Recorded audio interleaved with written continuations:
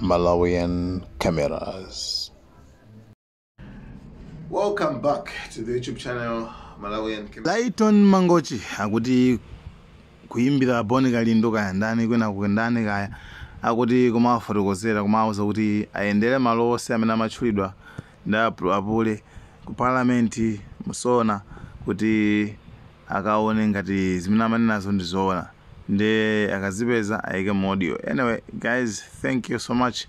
Yeah, timvera kuti Layton Mangochi kuti chani pamene papa. Achimwene ndafuna ndikuyankheni kuti mafunso mandifunsa aja ndiwonjezereso pakuyankha kwa zina.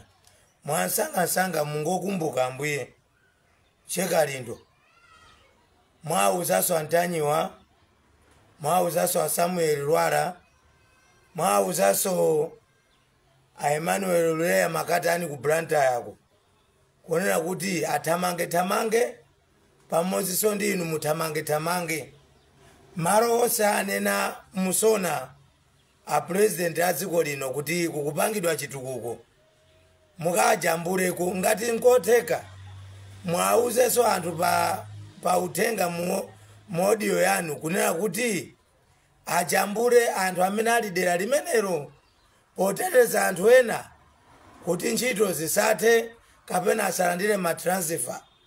Bodza aliyamba oka president ndiye kumafuna kuti ena apsinjike amene akutsutsa. Mwachisanzo ngati kupalombeko inu kupalombe sindedera kwanu kumeneko zakuno kukalonga ndakuuzani mmarod block ako anenawo ndi amitengo amabwekera kuti one stop border imene ikumangidwa kwa Songo ija anazemba kupereka ma compensation ku Malawi kuno kuti ingapose Tanzania. Koma nzoona munthu wanzeru angakaime mu parliament kumana kuti apanga zinthu zoposa dziko la Tanzania dzina lokalo kuti Tanzania.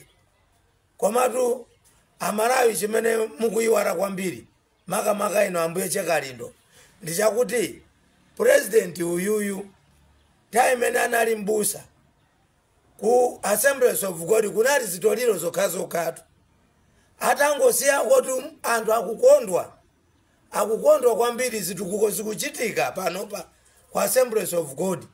Chimene amaziwa president uyu ndi kupangira akafika pamaro anakhala zaka 20 chakuti ku Assemblies kunali chitukuko choyolozeka. Lero lino pamene amene atenga marowo akuthamanga. Bodza linaso limene mungalidziwe kuti president ndi expert ndi doctor wa bodza pakunena za ripoti ya ndege mene ankanenera kuti ndege inakafika ku Nzuzu anaibweza kuyankhulatu motyakuka kwambiri. Ndi pamene mungadziwe kuti president uyu ndi wabodza. Lero musonamo akunena kuti Amalawi amene sakukhulupirira akudziwa ndi Mulungu, amacheza ndi Mulungu chakwera, amacheza ndi Mulungu ngati anakakhala ocheza ndi Mulungu. Bwezi atalonjeza pa 2020 pacha osakwanisa mpaka lero.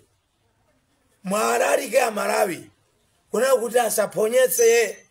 Mundimve Chekalindo, inuzo Antanyiwa, mundimve Luleya Makatani, Samuel Lwala, Beni Longwe kunkhatabe mundimve. Alalikeni anthu kunena kuti tili ndi president kapyali dokotala wabodza. Koma ndingopempha mundipemphereko kuti anthu amene akutsutsa wa maboma poziteteza kuti anganyozedwe ndi anthu awo asapasidwe matransfer. Ine ndinkadabwa watu kuti kodi ndunazi zikumana manama nsewu wa makanjira yekumangidwa nsewu wakalonga kumangidwa. Bodza ali ndi loyamwira achina chipaze awa, loyamwira achina tukuyu awa, loyamwira leader wawoyo ali ndi intelligence. Sikuti angonena za bodza iyayi ndi chibadwa ndi bodza lake.